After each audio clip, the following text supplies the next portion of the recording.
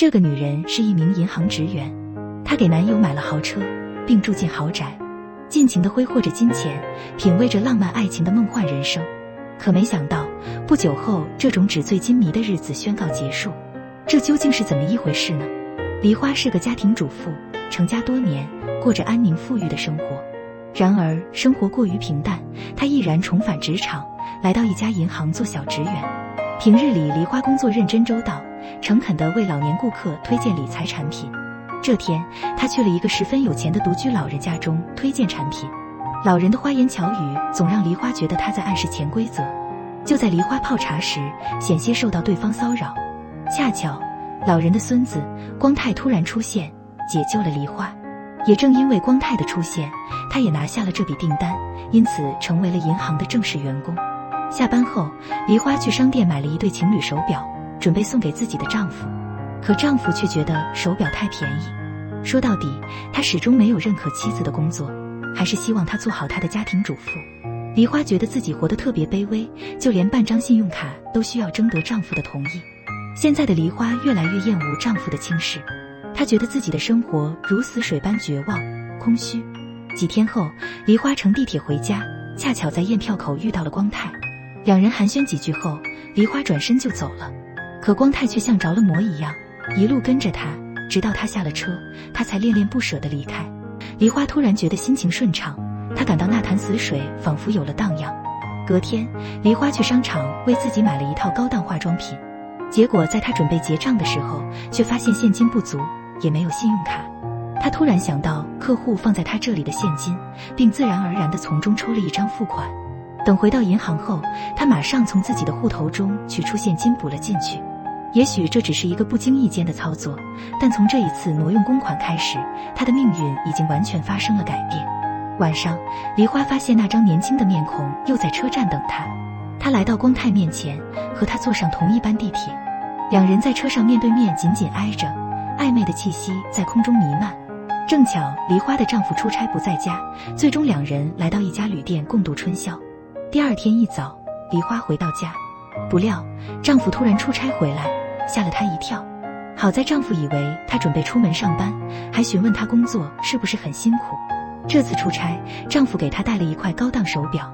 丈夫觉得这才能彰显他们的身份，但梨花却感到莫名的心寒。她开始讨厌丈夫的施舍。从那夜以后，梨花和光泰总是不停地约会。她被爱滋润着，不停地去买衣服、买化妆品，再也不像过去那样死气沉沉。她好像又找到了初恋的感觉。与此同时，丈夫被调去外地工作2年，而梨花则选择独自留在日本生活。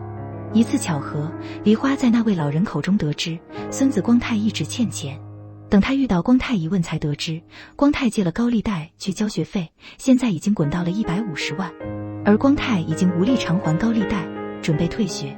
梨花知道实情后无比焦灼，甚至将自己60万的私房钱借给他去偿还高利贷。这已经不是梨花第一次做这样的事了。小时候他就捐过钱给泰国贫穷的小孩，对方的脸曾在地震中被火烧伤，拿到这笔善款后，还给梨花写了信，寄了照片。他对陌生人都能伸出援手，更何况是自己的恋人。终于，梨花想到了办法。他利用银行的漏洞，从公款中抽取了200万给了光泰。他本想着暂时向银行借的，过后就会补上空缺，就像那次买化妆品一样，只不过时间可能会久一些。过了一段时间，梨花为客户老妇人送去她要取出的300万现金，却发现老人老年痴呆，十分糊涂。鬼迷心窍之下，梨花将300万现金全部转入自己的户头。紧接着，她为自己置办了一身时装，带着光泰去星级酒店住宿，甚至还送了光泰一块名表。两人潇洒地享受着物质带来的满足。在此之后，梨花不断将客户的钱转入自己的名下，并伪造了定期存款证书和银行的公章，成功瞒过了银行和客户双方。人性的贪欲已经显现，他用这些钱买了豪车，租了豪宅，似乎很享受这样纸醉金迷的生活状态。尽管他一次次叮嘱自己有朝一日一定要补上亏空，直到有一天，负责银行检查工作的同事面临着被辞退的危机。李子为了证明自己的工作能力，他对银行做了一次查账，很快他就发现了梨花的账目出现了问题，有200万的账对不上。然而梨花并不慌张，因为她在与同事聊天时知道了李子和自己上司的婚外恋。所以当李子将一切禀告上司，上司准备辞退梨花时，她用这个把柄逼迫上司为自己隐瞒罪行，并承诺自己会很快补上挪用的公款。然而梨花哪里去弄这么大一笔钱呢？就在她为钱的事焦头烂额之时，却发现光太带着别的女孩住进了他们的豪宅。听着光太的道歉，梨花心软地原谅了他。其实她知道光太爱的只是这奢靡的生活，可是沉迷于爱恋的梨花却不想从梦中醒来。没过几天，李子告诉梨花自己不会被辞退。这时的梨花感觉到握在手里的把柄已经失去了作用，便开始想着把窟窿填平。然而他查了查银行的账户，才知道现在的他需要的是3000万。梨花想去借高利贷，却没有任何东西能抵押。他甚至想去色诱那个有钱的老人，却被对方一口回绝。梨花终于慌了，她怀疑自己是不是又和小时候一样犯了错。那时梨花甚至不惜从父亲钱包里偷来5万元，捐给泰国男孩。他的自我价值定位、人生意义都受到了幼年时期宗教教育的影响。此时梨花还没想好还款的思路，李子却找上了他。梨花知道自己所做的事情败露了，他在银行会议室接受调查，李子让他抓紧把账填平，这样就可以避免刑事处罚。然而梨花却十分平静，并与李子谈起了曾在路上遇到了一抹就掉的月亮。他明白自己用出轨和金钱铸就的幸福本就是虚幻的，而这段幸福就像那个月亮一样，被人轻轻一擦就消失不见了。说完，梨花抄起了椅子，打碎了落地窗的玻璃，从2楼跳了下去，疯狂地在大街上奔跑。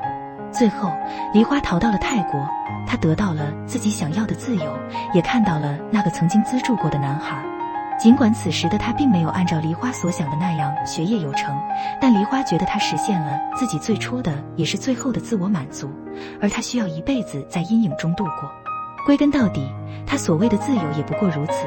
这个故事来自电影《纸之月》。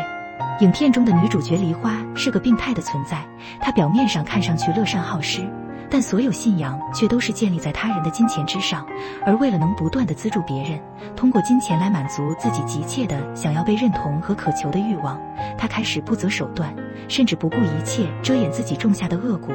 于是这恶洞越来越大，一旦现实世界崩塌，情人不在，物质不在，梨花的所有都将化为虚影。